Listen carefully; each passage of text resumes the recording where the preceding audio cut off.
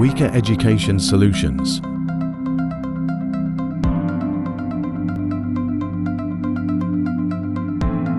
Hello, good afternoon. ഇന്ന് എന്നോടൊപ്പം ഉള്ളത് നമ്മുടെ Fergana medical institute of public ഹെൽത്തിൽ പഠിക്കുന്ന സുൽഫിയും സുൽഫിയുടെ ഉമ്മയാണ് നമ്മളോടൊപ്പം ഉള്ളത്. സുൽഫി കറന്റ്ലി ഫസ്റ്റ് ഇയർ കഴിഞ്ഞു, ഇനിയിപ്പോ സെക്കൻഡ് ഇയറിലോട്ട് ജോയിൻ ആവാൻ പോവാണ്. സോ ഇപ്പൊ ലീവിന് വന്ന സമയത്ത് നമ്മുടെ ഓഫീസിൽ വരുന്നു. അങ്ങനെ എന്ത് ചെയ്തു, അവരോട് ഞാനൊരു റിവ്യൂ ചോദിച്ചു. അപ്പോ ആ ഒരു റിവ്യൂ ആണ് നമ്മൾ ഇന്ന് ഷൂട്ട് ചെയ്യാനായിട്ട് പോകുന്നത്. സുൽഫി നമ്മുടെ കേരളത്തില് ആലപ്പുഴ എന്നാണ് വരുന്നത്. എന്തായാലും ബാക്കി ഡീറ്റെയിൽസ് ഒക്കെ നമുക്ക് സുൽഫിയോടും ഉമ്മയോടും ചോദിച്ചിട്ട് മനസ്സിലാക്കാം. സുൽഫി, ഒന്ന് നമ്മള് കേരളത്തിൽ നിന്ന് എവിടെ നിന്നാണ്, ബാക്കിയുള്ള ഡീറ്റെയിൽസ് ഒക്കെ ഒന്ന് പറയാൻ പറ്റും?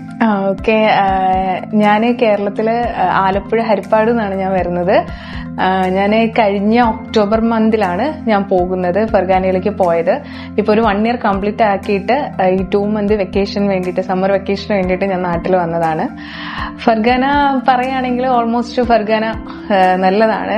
നമുക്ക് നമ്മുടെ ഒരു ക്ലൈമറ്റ് ആണല്ലോ മെയിൻ ആയിട്ട്. ഇവിടുന്ന് പോകുന്ന കുട്ടികൾ കൂടുതലും ക്ലൈമറ്റ് ആയിരിക്കുമല്ലോ അവർക്കൊരു കൺസേൺ എന്ന് പറയുന്നത്. ക്ലൈമറ്റ് നല്ല ക്ലൈമറ്റ് ആണ്, ഒരു മോഡറേറ്റ് ക്ലൈമറ്റ് ആണ്. എക്സ്ട്രീം ആയിട്ട് നമുക്കൊന്നും പറയാനില്ല, നമുക്ക് ഓക്കെ ആവുന്ന രീതിയിലുള്ള ക്ലൈമറ്റും കാര്യങ്ങളൊക്കെയാണ്. ക്ലാസ്സസും ഒക്കെ നമുക്ക് ഇന്ത്യൻ ടീച്ചേഴ്സ് അവൈലബിൾ ആയതുകൊണ്ട് തന്നെ ക്ലാസ്സസ് ഒക്കെ നമുക്ക് ഓക്കെയാണ്. നമുക്കൊരു ഒട്ടും അങ്ങനെ ഭയങ്കര സ്ട്രെസ്ഫുൾ ആയിട്ട് അങ്ങനെ ഇതാക്കാനൊന്നും ഇല്ല, കാരണം അവർ നമ്മളെ ഹെൽപ്പ് ചെയ്യാൻ നമ്മുടെ കൂടെ തന്നെ ഉണ്ടാവും ടീച്ചേഴ്സ് ഒക്കെ.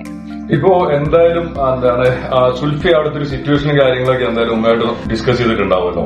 ഇപ്പൊ നോർമലി നമുക്ക് പെൺകുട്ടികൾ പുറത്തു പോകുമ്പോൾ വീട്ടുകാർ മെയിൻ ആയിട്ട് നോക്കുന്ന ഒരു കാര്യം എന്ന് പറഞ്ഞു കഴിഞ്ഞാല് സേഫ്റ്റി എന്ന് പറഞ്ഞൊരു സംഭവമായിരിക്കും ഏറ്റവും ഇമ്പോർട്ടന്റ് ആയിട്ടുള്ള ഒരു കാര്യം. അവരവിടെ സുരക്ഷിതരാണോ എന്നുള്ളൊരു കാര്യം, എസ്പെഷ്യലി പെൺകുട്ടികളുടെ കാര്യം. അപ്പൊ അത് ഏറ്റവും ഇമ്പോർട്ടന്റ് ആയിട്ട് നോക്കുന്ന ഒരു കാര്യമാണ്. അപ്പൊ നമ്മൾ അവിടുത്തെ ഒരു ഹോസ്റ്റലിലെയും അതുപോലെ തന്നെ നമ്മുടെ ആ ഒരു അവിടുത്തെ ഒരു ലൊക്കാലിറ്റിയിലെയും സേഫ്റ്റിയും ബാക്കിയുള്ള കാര്യങ്ങളെ കുറിച്ച് എന്തായാലും മോള് ഡിസ്കസ് ചെയ്തിട്ടുണ്ടാവുമല്ലോ. അപ്പൊ ആ ഒരു കാര്യം എങ്ങനെയാണ് ഉമ്മ ഡിസ്കസ് ചെയ്തിട്ടുള്ളത്? ഹോസ്റ്റലിലെ കാര്യങ്ങളാണെങ്കിലും ഹോസ്റ്റലിലാണെങ്കിലും നല്ല സെക്യൂർ ആണ്. അവർക്ക് അത് കംഫർട്ടബിൾ ആണ്. പുറത്ത് പോയാലും അവൾ ഓക്കെയാണ്, കംഫർട്ടബിൾ ആയിട്ടാണ് എന്നോട് പറഞ്ഞിട്ടുള്ളത്. എല്ലാം നമുക്കും ആ കാര്യത്തിൽ തൃപ്തിയാണ്.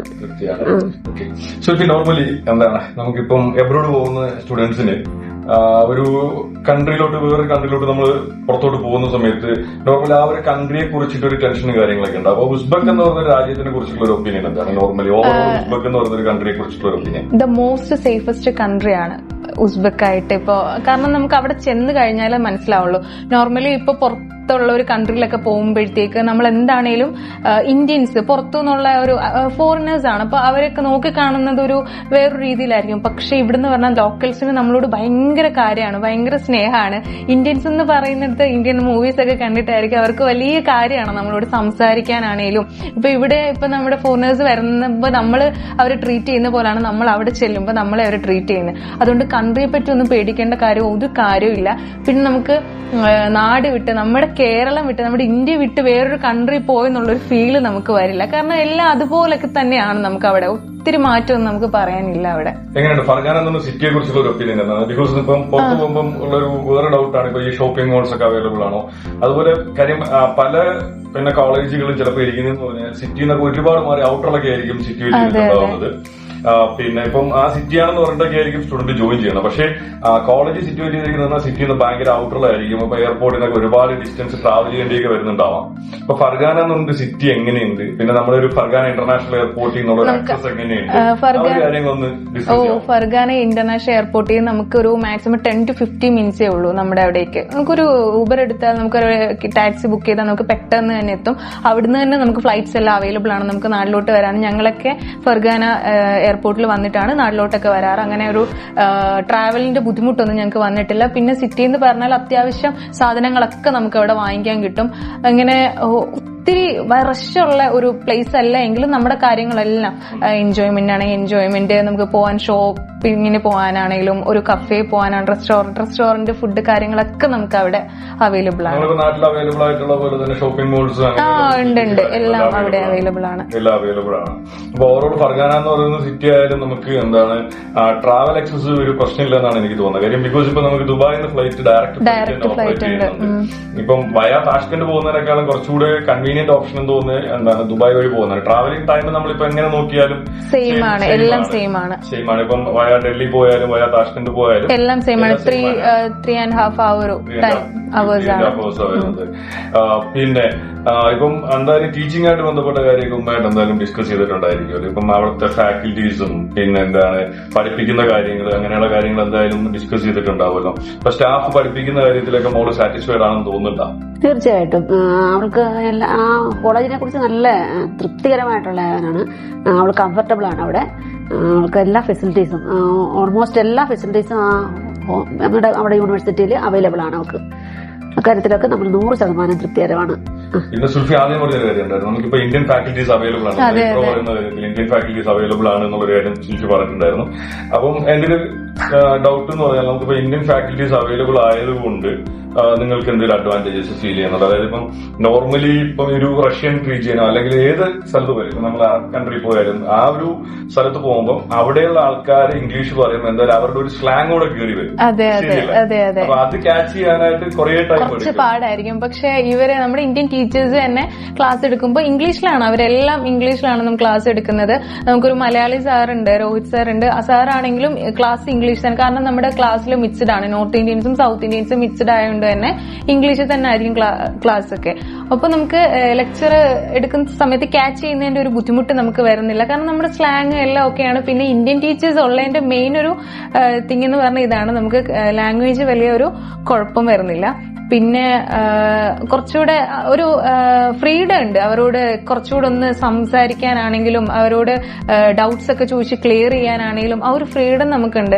അല്ല ലോക്കൽ ടീച്ചേഴ്സ് ആണെങ്കിലും നമുക്ക് ചോദിക്കാൻ ഒരു മടിയായിരിക്കും. പിന്നെ ചിലപ്പോൾ നമ്മൾ ചോദിക്കുന്ന ആ രീതി ആയിരിക്കില്ല അവർക്ക് മനസ്സിലാകുന്നത്. തിരിച്ചു അവർ ആൻസർ തരുമ്പോൾ നമ്മൾ വിചാരിച്ചായിരിക്കില്ല നമുക്ക് തിരിച്ചു കിട്ടുന്നത്. അങ്ങനത്തെ ഒരു പ്രശ്നമൊക്കെ ഒരു ലാംഗ്വേജ് ബാരിയർ അല്ലെങ്കിൽ ഒരു കമ്മ്യൂണിക്കേഷൻ ബാരിയർ പ്രശ്നം അവിടെ ഉണ്ടാവാൻ പോകുന്നില്ല. പിന്നെ എന്റെ വേറെ ഡൗട്ട് എന്ന് പറഞ്ഞു കഴിഞ്ഞാൽ ഇപ്പം ഈ ഒരു ഇന്ത്യൻ ഫാക്കൽറ്റീസ് അവിടെ പഠിപ്പിക്കാനായിട്ടുണ്ട്. സോ ഈ ഒരു പഠിപ്പിക്കാനുള്ളത് കൊണ്ട് എന്തായാലും ഇവര് ഹോസ്റ്റലിലെ കാര്യത്തിലും ഹോസ്റ്റലിലൊക്കെ സ്റ്റേ ചെയ്യുന്ന സ്റ്റാഫ്സ് ഉണ്ടാവുമല്ലോ. ഇപ്പൊ ജെൻ സ്റ്റാഫ് ഒക്കെ ആണെങ്കിൽ ബോയ്സിന്റെ ഹോസ്റ്റലിലൊക്കെ സ്റ്റേ ചെയ്യുന്ന സ്റ്റാഫ് ഉണ്ടാവും. സോ അതുകൊണ്ട് തന്നെ നിങ്ങൾക്ക് വേറെ പുറത്ത് എന്തെങ്കിലുമൊക്കെ ആവശ്യം വന്നു കഴിഞ്ഞാൽ അവരുടെ ഹെൽപ്പ് കിട്ടുന്നുണ്ടോ? ഉണ്ട്. നമുക്കിപ്പോ എന്തെങ്കിലും വൈയാഴിക കാര്യങ്ങളൊക്കെ ഹോസ്പിറ്റലൊക്കെ പോകണം അങ്ങനത്തെ എന്തെങ്കിലുമൊക്കെ ഉള്ളപ്പോ അവിടെ സാറന്മാരെ ഹെൽപ്പ് ചെയ്ത് അവര് തന്നെയാണ് എല്ലാം ചെയ്തു തരുന്നുണ്ട്. എല്ലാം തരുന്നുണ്ട്. പിന്നെ ഞാൻ ചോദിക്കുന്ന ഒരു കാര്യം എന്ന് പറഞ്ഞു കഴിഞ്ഞാൽ നമ്മളിപ്പോ പിന്നെ സുൽഫി ആദ്യം പറഞ്ഞ പോലെ ഇപ്പോ നമ്മളിരുന്ന് അവിടെ പോയി പഠിക്കുന്ന സമയത്ത് എന്താണ് നമ്മളൊരു നാട്ടിൽ നിന്ന് മാറി നിൽക്കുന്നില്ല എന്നൊരു ഫീലിംഗ് തോന്നുന്നുണ്ട് എന്ന് പറഞ്ഞു. ഓക്കെ, സോ എനിക്ക് അറിയേണ്ടതെന്ന് പറഞ്ഞാൽ നമ്മുടെ ഹോസ്റ്റലായിട്ട് ബന്ധപ്പെട്ടുള്ള കാര്യമാണ്. ഇപ്പൊ ഇന്ത്യൻസിന്റെ ഹോസ്റ്റൽ എന്ന് പറഞ്ഞു കഴിഞ്ഞാൽ അതിനകത്ത് ഇപ്പം പിന്നെ വേറെ കൺട്രീസിന്റെ ആൾക്കാർ എന്ത് ചെയ്യുന്നുണ്ടോ, മിക്സ് ചെയ്യുന്നുണ്ട്. അപ്പൊ അതായത് ഇന്ത്യൻസിന്റെ ഹോസ്റ്റൽ സെപ്പറേറ്റ് ആയിട്ട് തന്നെ ഇന്ത്യൻസിന് അവർ ഹോസ്റ്റൽ പ്രൊവൈഡ് ചെയ്യുന്നുണ്ടോ? ഇന്ത്യൻസിന്റെ ഹോസ്റ്റൽ സെപ്പറേറ്റ് ആയിട്ട് തന്നെ പ്രൊവൈഡ് ചെയ്യുന്നുണ്ടോ നമുക്ക് കോളേജിൽ നിന്ന്? പിന്നെ നമുക്ക് ഇന്റർനാഷണൽ ഹോസ്റ്റലുണ്ട്. നമുക്ക് ഇന്ത്യൻസിനായിട്ട്, ഞങ്ങൾ ഇന്റർനാഷണൽ സ്റ്റുഡൻസ് ആണ് ഇന്ത്യൻസ്. അപ്പോ നമുക്ക് വേണ്ടിയിട്ട് സെപ്പറേറ്റ് ഹോസ്റ്റലുണ്ട്. ഹോസ്റ്റലിന്റെ ഇഷ്യൂസ് കാര്യങ്ങളൊന്നും ഇല്ല. ട്രാവൽ പ്രോബ്ലംസ് അങ്ങനെയുള്ള കാര്യങ്ങളൊന്നുമില്ല. ഞാൻ ചോദിക്കുന്നത് ലാസ്റ്റ് ഒരു വർഷത്തെ എക്സ്പീരിയൻസ് വെച്ചിട്ട് ഇപ്പം ഉമ്മയ്ക്ക് മോളെ അവിടെ വിട്ട് പഠിപ്പിച്ചത് നല്ലതായിട്ട് ഫീൽ ചെയ്യുന്നുണ്ട്? ഇപ്പൊ ലാസ്റ്റ് ഒരു വർഷത്തെ ഒരു എക്സ്പീരിയൻസ് വെച്ച് നോക്കാം. തീർച്ചയായിട്ടും നല്ല തൃപ്തികരമാണത്. അതിൽ നമുക്ക് 100%. സുൽഫിയുടെ ഒരു ലാസ്റ്റ് 1 ഇയറിന്റെ എക്സ്പീരിയൻസ് ഉണ്ട് എങ്ങനെയുണ്ട് ടോട്ടലായിട്ട് നോക്കുന്ന സമയത്ത്? കുറെ കാര്യങ്ങൾ പഠിച്ചു. വേറൊരു കൺട്രി, ഇപ്പൊ ഞാൻ ഫസ്റ്റ് ഉക്രൈൻ പോയി, ഉക്രൈൻ റിട്ടേൺ ആയിരുന്നു. അപ്പോ അവിടെ അധിക നാൾ എനിക്ക് നിൽക്കാൻ പറ്റിയില്ല. പക്ഷെ ഉസ്ബെക്കിൽ പോയപ്പോ 1 ഇയർ ഞാൻ അവിടെ കംപ്ലീറ്റ് ചെയ്തു. വേറൊരു കൺട്രിയിലെ കൾച്ചർ കാര്യങ്ങൾ ഇങ്ങനെ പഠിച്ചു. അവിടെയുള്ള ലോക്കൽസ് ആയിട്ട് മിങ്കിൾ ചെയ്തു. പിന്നെ കോളേജ് ആണെങ്കിലും എല്ലാം കൊണ്ടും ഒരു നല്ലൊരു എക്സ്പീരിയൻസ് ആണ്. കുറെ കാര്യങ്ങൾ, കുറെ ഫ്രണ്ട്സിനെ കിട്ടി, പല കൺട്രീസിലുള്ള ഫ്രണ്ട്സിനെ കിട്ടി. റഷ്യയിലുണ്ട്, ഉസ്ബെക്കിലുണ്ട് ലോക്കൽസ് ഫ്രണ്ട്സ് ഉണ്ട്. അങ്ങനെ അവരെയൊക്കെ അതൊരു ഭയങ്കര ഒരു ഇതായിട്ട്. അതെ, തീർച്ചയായിട്ടും. പിന്നെ അവിടുത്തെ ടീച്ചേഴ്സ് ആണെങ്കിലും ലോക്കൽ ടീച്ചേഴ്സ് ആണെങ്കിലും ഞങ്ങൾക്കൊരു ഹിസ്റ്റോളജി മാം ഉണ്ട്, ഭയങ്കര ടീച്ചർ, ഭയങ്കര നല്ലൊരു മാമാണ്. നല്ല ഇങ്ങനെ സംസാരിക്കാനാണെങ്കിലും ഭയങ്കര പാവമാണ്. ക്ലാസ്സൊക്കെ നമുക്ക് ക്ലിയർ ആയിട്ട് എടുത്തു തരും. ഓവറോൾ നോക്കുന്ന സമയത്ത് എല്ലാ കാര്യങ്ങളും നല്ലതാണ്. അതെ. ഇപ്പം ഉള്ളൊരു മെയിൻ ആയിട്ടുള്ള ഒരു കാര്യം എന്ന് പറഞ്ഞു കഴിഞ്ഞാല് നമ്മളിപ്പം കമ്മ്യൂണിക്കേഷൻ എന്ന് പറയുന്ന ഒരു വലിയൊരു ഇമ്പോർട്ടന്റ് ആയിട്ടുള്ള കാര്യമാണ്. ഇപ്പൊ പിള്ളേർ പുറത്തു പോകുന്ന സമയത്ത് അവരായിട്ട് എല്ലാ ദിവസവും കമ്മ്യൂണിക്കേറ്റ് ചെയ്തില്ലെങ്കിൽ നമുക്ക് എന്തായാലും ഒരു വീട്ടിലുള്ള സമാധാനം തന്നെ സമാധാനം തന്നെ ഉണ്ടാവത്തില്ല. അപ്പൊ എനിക്ക് അറിയേണ്ടതെന്ന് പറഞ്ഞാൽ ഇപ്പൊ നോർമലായിട്ട് അവർക്കുള്ള ഒരു കമ്മ്യൂണിക്കേഷൻ മെത്തേഡ് എങ്ങനെയാണെന്ന് അറിയണം. കാര്യം ഇപ്പൊ നമ്മൾ ഗൾഫ് കൺട്രിയിലൊക്കെ പോകുന്ന സമയത്ത് എന്ന് പറഞ്ഞാൽ നമുക്ക് വാട്സപ്പ് ഇതുപോലുള്ള കുറച്ച് ജനപ്രിയമായ ആപ്ലിക്കേഷനുകൾ നമുക്ക് ഉപയോഗിക്കാൻ പറ്റുന്നില്ല. ഇപ്പൊ ഇതുപോലുള്ള ഓൺലൈൻ ആപ്ലിക്കേഷൻസ് ആയാലും അത് ഉപയോഗിക്കുന്നതിന് സെപ്പറേറ്റ് കാശ് മുടക്കേണ്ടതായിട്ട് വരും. ഡേറ്റാ പ്ലാൻ കൂടാണ്ട് കാശ് മുടക്കേണ്ടതായിട്ട് വരും. അപ്പൊ അങ്ങനെ എന്തെങ്കിലും പ്രശ്നങ്ങൾ നമ്മൾ ഉസ്ബെക്ക് ഫേസ് ചെയ്യുന്നുണ്ടോ? അല്ലാണ്ട് നോർമലി നമുക്ക് എല്ലാ ആപ്ലിക്കേഷനിലും ഇവരെ കോൺടാക്ട് ചെയ്യാൻ പറ്റുന്നുണ്ടോ? പിന്നെ എല്ലാ ദിവസവും അവർ കോൺടാക്ട് ചെയ്യുന്നുണ്ടോ എന്നുള്ളൊരു കാര്യം അറിയാൻ നന്നായിരുന്നു. മോള് എല്ലാ ദിവസവും വിളിക്കാറുണ്ട്. അത് വാട്സപ്പ് വഴിയാണ്, വാട്സപ്പ് കോളാണ് ചെയ്യുന്നത്. അത് കുഴപ്പമില്ല, ക്ലിയർ കോളാണ്. നല്ല അത് ഡെയിലി വിളിക്കും. ഇങ്ങോട്ട് വിളിക്കാൻ പറ്റില്ല, ഞാൻ അങ്ങോട്ട് വിളിക്കും. ഇപ്പം നമുക്ക് അവിടെ എല്ലാ സോഷ്യൽ മീഡിയ പ്ലാറ്റ്ഫോമുകളും അവൈലബിൾ ആണ്. പിന്നെ സോഷ്യൽ മീഡിയ പ്ലാറ്റ്ഫോമിന്റെ റെസ്ട്രിക്ഷൻസോ അങ്ങനെ എന്തെങ്കിലും സംഭവങ്ങളൊക്കെ ഇല്ല. ഇപ്പൊ ഞാൻ അവിടെ ഇൻസ്റ്റാഗ്രാം, വാട്സപ്പ് എല്ലാം ഞാൻ യൂസ് ചെയ്യുന്നുണ്ട്. അങ്ങനെ ഒരു ഇതായിട്ട് ഇതുവരെ എനിക്ക് അങ്ങനെ തോന്നിയിട്ടൊന്നുമില്ല. നോർമലി നമ്മൾ ഡേറ്റ പ്ലാൻ മാത്രം ചെയ്താൽ മതി. അതെ. നോർമലി ഡേറ്റയുടെ ചാർജസ് ഒക്കെ എങ്ങനെയുണ്ട്? എനിക്ക് തോന്നുന്നത് ഈ ലോകത്തിൽ ഏറ്റവും കൂടുതൽ ഡേറ്റയ്ക്ക് ചാർജ് കുറവുള്ള രാജ്യം ഇന്ത്യയാണ്. അപ്പൊ ഇന്ത്യയിൽ എന്തായാലും കമ്പയർ ചെയ്യാൻ പറ്റുമെന്ന് എനിക്ക് പറ്റത്തില്ല. വേൾഡിൽ തന്നെ ഏറ്റവും കൂടുതൽ ഡേറ്റയ്ക്ക് ചാർജ് കുറച്ച് ചാർജ് ചെയ്യുന്ന രാജ്യം ഇന്ത്യയാണ്. എന്നാൽ നമുക്ക് നോർമലി അഫോർഡബിൾ ആണോ നമുക്ക് ഒരു അവിടുത്തെ ഡേറ്റ പാക്കേജ് എന്ന് പറയുന്നത്? അതെ, നമുക്ക് അത്ര വലിയൊരു ഇത് പറയുന്നില്ല. പിന്നെ ഇന്റർനെറ്റ് ഒക്കെ നമുക്ക് അങ്ങനെ അൺലിമിറ്റഡ് ആണ്, ഒരു ഇതില്ല, നമുക്കൊരു ലിമിറ്റ് ഇല്ല, അൺലിമിറ്റഡ് ആണ്. അതെ, എല്ലാം അവൈലബിൾ ആണ്. എല്ലാ സിമ്മും സെയിം ആണ്. പിന്നെ നമുക്ക് നൈറ്റ് ടൈമില് കൂടി, ഇപ്പൊ നൈറ്റ് ഒക്കെ ഇരുന്ന് പഠിക്കുന്ന കുട്ടികളായിരിക്കുമല്ലോ കൂടുതൽ. അപ്പൊ നൈറ്റ് ടൈമിൽ നമുക്ക് ഡേറ്റ ഫ്രീ ആയിട്ട് തരുന്ന കുറെ ഉണ്ട്. നൈറ്റ് ഒരു 12 o'clock മുതൽ മോർണിംഗ് ഒരു 8 o'clock 6 o'clock വരെയോളം ഡേറ്റ നമുക്ക് ഫ്രീ ആയിരിക്കും. എല്ലാം ഒരു പ്രശ്നമില്ല. അങ്ങനത്തെ ആ ടൈം അതെ എല്ലാ പ്രോബ്ലം വരുന്നത്. പിന്നെ നോർമലി എന്തായാലും നമ്മുടെ പുറത്തുള്ള രാജ്യങ്ങളിൽ എല്ലായിടത്തും തന്നെ നമുക്കൊരു സെൽഫ് സ്റ്റഡി സിസ്റ്റം തന്നെയാണ് ഉള്ളത്. നമുക്കിപ്പം അത് ഏത് രാജ്യം ഉള്ളത്, നമ്മൾ ഇവിടെ മാത്രമാണ് ഒരു സ്പൂൺ ഫീഡിംഗ് സിസ്റ്റം ഉള്ളത്. ഇപ്പം സെൽഫ് സ്റ്റഡി ആണ് എങ്കിലും നമുക്ക് എന്താണ് തലേ ദിവസത്തെ നോട്ട്സ് നിങ്ങൾക്ക് എനിക്ക് തോന്നുന്നത് ഇന്ന് എന്താണ് പഠിപ്പിക്കുന്നത് അതിന്റെ പിന്നെ പോർഷൻസ് നിങ്ങൾക്ക് തലേന്നാൾ കിട്ടും. അത് നിങ്ങൾ വായിച്ചിട്ട് പോയതിനു ശേഷമായിരിക്കും ക്ലാസ്സസും കാര്യങ്ങളൊക്കെ എടുക്കുന്നത്. പക്ഷെ എന്നാലും നിങ്ങൾക്ക് എന്താണ് ഒരു സ്റ്റാഫ്സ് നോട്ട് തരുന്നത് അങ്ങനെയൊക്കെയുള്ളൊരു എന്താണ് ഓപ്ഷൻസ് ചെയ്യുന്നുണ്ട് സ്റ്റാഫ്. നമുക്ക് ലെക്ചർ നോട്ട് നമുക്ക് സാറ് തരുന്നുണ്ട്. നമുക്ക് ഒരു പോർഷൻ പഠിപ്പിച്ചു കഴിഞ്ഞാൽ അന്നേരം തന്നെ സാറ് വേണ്ട നോട്ട്സ് കാര്യങ്ങൾ അന്നേരം തന്നെ ക്ലാസ്സിൽ വെച്ച് തന്നെ ടീച്ചേഴ്സ് നമുക്ക് തരും. അത് കൂടാതെ നമുക്കൊരു PPT PDF കാര്യങ്ങളൊക്കെ നമുക്ക് അയച്ചും നമുക്ക് തരുന്നുണ്ട്. അത് തരും. ലെക്ചർ നോട്ടും തരുന്നുണ്ട്. അപ്പം എനിക്ക് ഞാനിത് പ്രത്യേകിച്ച് ചോദിക്കാനുള്ള റീസൺ എന്ന് പറഞ്ഞാൽ ഇപ്പം ഇന്ത്യൻ ഫാക്കൽറ്റീസ് ആയതുകൊണ്ട് തന്നെ ഇപ്പൊ എന്തായാലും നമ്മുടെ ഇവിടുത്തെ ഒരു മെത്തേഡുമായിട്ട് കുറച്ചുകൂടെ എന്താണ് സാമ്യം ഉണ്ടാവും.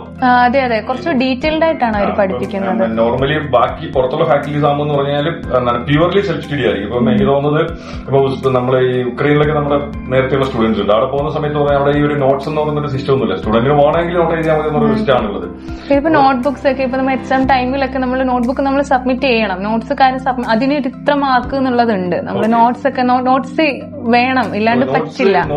നോട്ട് പ്രോപ്പറായിട്ട് എഴുതിയിരിക്കണം. അത് എക്സാം ടൈമിൽ സബ്മിറ്റ് വെരിഫൈ ചെയ്യാം. അതിന് ഇത്ര മാർക്ക് എന്നുള്ളതുണ്ട്. ഞാൻ നോർമലി കേട്ടിട്ടുള്ള ഒരു കാര്യം എന്ന് പറഞ്ഞു കഴിഞ്ഞാൽ ഇപ്പൊ ഉസ്ബെക്ക് എന്ന് പറഞ്ഞു കഴിഞ്ഞാൽ നമുക്ക് ഏകദേശം ഇന്ത്യയുടെ അവിടുത്തെ ലോക്കൽ ഫുഡ്സിനെ കുറിച്ച് നോക്കുന്ന സമയത്ത് ഇപ്പൊ ഇന്ത്യ ആയിട്ട് കുറച്ച് സെയിം ആയിട്ടുള്ള ഫുഡൊക്കെ കിട്ടുന്ന ഒരു സ്ഥലമാണ്. ഇപ്പൊ നോർമലി പുറത്ത് പോകുന്ന സമയത്ത് പല കൺട്രീസിലും ഈ സ്പൈസസ് എന്ന് പറഞ്ഞാൽ ഭയങ്കര കുറവായിരിക്കും. ഇപ്പം എന്താണ് റഷ്യൻ റീജിയനിലൊക്കെ പോയി കഴിഞ്ഞാൽ സ്പൈസസ് ഇല്ലെന്ന് തന്നെ പറയാം. അപ്പൊ അതുമായിട്ട് കമ്പയർ ചെയ്യുമ്പോൾ നമുക്ക് എന്താണ് ഈ ഈവൻ സമൂസ കണ്ടുപിടിച്ച രാജ്യം തന്നെ ഉസ്ബെക്ക് എന്നൊക്കെ പറഞ്ഞു കേട്ടിട്ടുള്ളത്. അപ്പൊ അവിടുത്തെ ഒരു ഫുഡ് ഹാബിറ്റ് എങ്ങനെയുണ്ട്? നമുക്ക് അഡ്ജസ്റ്റബിൾ ആയിട്ടുള്ള ഫുഡ് ഹാബിറ്റ് ആണോ? പിന്നെ എന്തൊക്കെ സാധനങ്ങളാണ് നമുക്ക് ഒരു ലോക്കൽ ഫുഡ് എന്ന രീതിയിൽ കിട്ടുന്നതെന്നൊന്ന് എക്സ്പ്ലെയിൻ ചെയ്യാം. ഓക്കെ, നമുക്ക് അവിടെ ഫുഡിന്റെ കാര്യത്തിൽ അങ്ങനെ സ്പൈസ് യൂസ് ചെയ്യാത്ത ആളുകളൊന്നും അല്ല. അത്യാവശ്യം നല്ല സ്പൈസ് ഒക്കെ യൂസ് ചെയ്യുന്ന ഇത് തന്നെയാണ് ഉസ്ബെക്കിസ്ഥാൻ. പിന്നെ നമുക്ക് അവിടുത്തെ ലോക്കൽ നമുക്ക് ഇവിടെ സ്ട്രീറ്റ് ഫുഡ് എന്നൊക്കെ നമുക്ക് വടയൊക്കെ ഇല്ലേ, അതുപോലൊക്കെ അവിടുത്തെ സ്ട്രീറ്റ് ഫുഡ് എന്ന് പറഞ്ഞാൽ നമുക്ക് കബാബ് ഒക്കെയാണ്. Kebab, chicken kebab, seekh kebab, അതൊക്കെയാണ് അതൊക്കെ നല്ല ഫുഡാണ്. നമുക്ക് ഇങ്ങനെ പുറത്തുകൊണ്ട് ചെല്ലുമ്പോഴേ അങ്ങനെ. പിന്നെ ഇവിടുത്തെ ചിക്കൻ്റെ ഐറ്റംസ്, പിന്നെ നമ്മൾ ഫാസ്റ്റ് ഫുഡ് കാര്യങ്ങളൊക്കെയാണ്. അതെ, സമൂസ, അതൊക്കെ ഡൊമിനോസും അല്ലെങ്കിൽ ബർഗർ കിങ് ഇങ്ങനെയുള്ള സംഭവങ്ങൾ ഇപ്പം ലോകത്തിന്റെ എല്ലായിടത്തും സെയിം തന്നെയാണ്. അതെ, പക്ഷേ ഞാൻ കേട്ടിട്ടുള്ളത് തന്നെ നമുക്ക് പുലാവ് അവൈലബിൾ ആണ്, മന്തി പോലത്തേക്കുള്ള അറബിക് ഫുഡ് റിലേറ്റഡ് ആയിട്ട് അറബിക് ഫുഡാണ് കൂടുതലും നമുക്ക് അവിടെ. അറബിക് ഫുഡൊക്കെ, ഗ്രിൽഡ് ഐറ്റംസ് ഒക്കെ ഒരുപാട് അവൈലബിൾ. അതെ, ഗ്രിൽഡ് ചിക്കനൊക്കെ ഗ്രിൽ ചിക്കനൊക്കെ ഉണ്ടാവും. പിന്നെ പുലാവ് റൈസ് അവിടുത്തെ ഉണ്ടാവും. പിന്നെ സൂപ്പ് ഐറ്റംസ് ഒക്കെ ഉണ്ടാവും. പിന്നെ ഈ പറയുന്ന പോലെ സമൂസ, വെറൈറ്റി സമൂസയൊക്കെയാണ്. പിന്നെ ആണെങ്കിൽ നമുക്കൊരു പൂരി പോലത്തെ ഒരു സാധനമൊക്കെ കിട്ടും. നമുക്ക് നമ്മുടെ ഹോസ്റ്റലിന് അടുത്ത് തന്നെ നമുക്കത് കിട്ടും. അതൊക്കെ നല്ല ടേസ്റ്റി ആയിട്ടുള്ളതാണ്. അതൊക്കെയാണ് അവിടെ കൂടുതലും നമുക്ക് ലോക്കൽ ഫുഡ് എന്ന് പറയാനുള്ളത്. പിന്നെ നമുക്കൊരു നോൺ കിട്ടും, ഒരു ബ്രെഡ് കിട്ടും, അത് അവിടുത്തെ നാൻ കിട്ടും. അത് ഉസ്ബെക്കിൽ മെയിൻ ആണ്. അത് ടേസ്റ്റ് ആണ് അത്.